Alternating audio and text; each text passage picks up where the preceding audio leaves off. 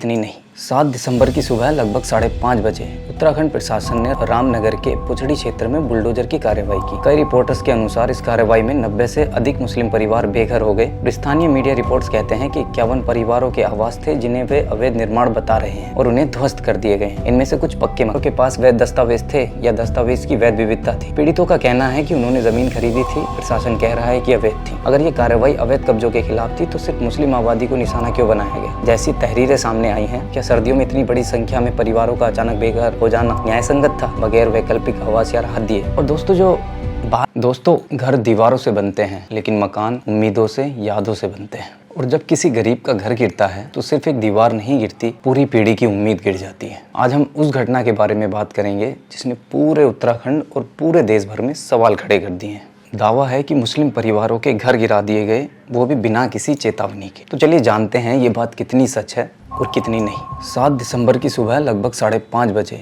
उत्तराखंड प्रशासन ने रामनगर के पुछड़ी क्षेत्र में बुलडोजर की कार्रवाई की। कई रिपोर्ट्स के अनुसार इस कार्रवाई में 90 से अधिक मुस्लिम परिवार बेघर हो गए। स्थानीय मीडिया रिपोर्ट्स कहते हैं कि 51 परिवारों के आवास थे जिन्हें वे अवैध निर्माण बता रहे हैं और उन्हें ध्वस्त कर दिए गए। इनमें से कुछ पक्के मकान भी थे, लेकिन इस पर प्रशासन का कहना है कि यह भूमि वन विभाग की थी और उन पर अतिक्रमण हुआ, इसलिए कार्रवाई की गई।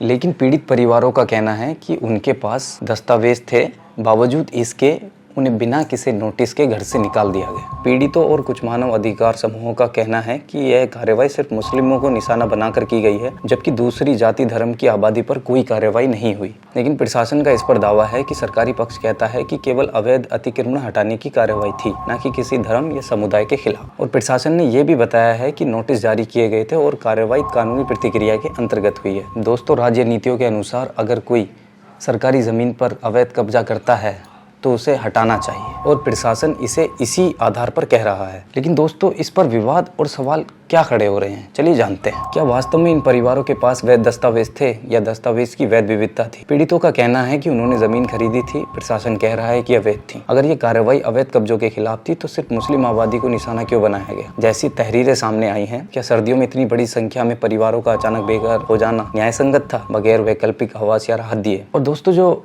बात है, क्या ये मुद्दा वाकई देश के लिए अहम है? यह घटना सिर्फ अतिक्रमण भूमि कानून या वन भूमि सुरक्षा का मामला नहीं है। यह सवाल है किसका घर सुरक्षित है, किसका नहीं। अगर सरकारी कार्रवाई सिर्फ कानून व्यवस्था के नाम पर हो रही है तो यह समाज में भय का माहौल बनाएगी। दूसरी तरफ अगर कोई समूह सरकारी जमीन पर गलत तरीके से कब्जा करता है तो कानून के अनुसार उस पर कार्रवाई होनी चाहिए, लेकिन संवेदनशीलता और इंसाफ के साथ। दोस्तों, इस घटना ने लाखों लोगों का ध्यान खींचा है और यही सिखाती है कानून, वर्ल्ड मीडिया और मानव अधिकारों के बीच कैसे संतुलन बनना चाहिए। दोस्तों, आज हमें जो दिख रहा है वो सिर्फ एक भूमि विवाद नहीं है। ये एक ऐसा दौर का संकेत है जहां अगर संवेदनशीलता, पारदर्शिता और नैतिक जिम्मेदारी नहीं रही तो आम इंसान का घर और उसका अधिकार सब खतरे में है। दोस्तों, इस पर मेरी क्या राय है? अगर प्रशासन कह रहा है कि उन्होंने कार्रवाई कानून के तरीके से की है तो उन्हें दस्तावेज पेश करने चाहिए, और अगर लोग कह रहे हैं कि उनके साथ अन्याय हुआ है तो उसे न्यायपालिका और मीडिया को इसे सुनना चाहिए। और ऐसे वक्त में हमें समाज के रूप में अपने कमजोर साथियों की आवाज़ बन के उनके साथ खड़ा रहना चाहिए। अगर ये वीडियो आपको अच्छी लगी हो तो प्लीज़ अपनी राय ज़रूर शेयर करें।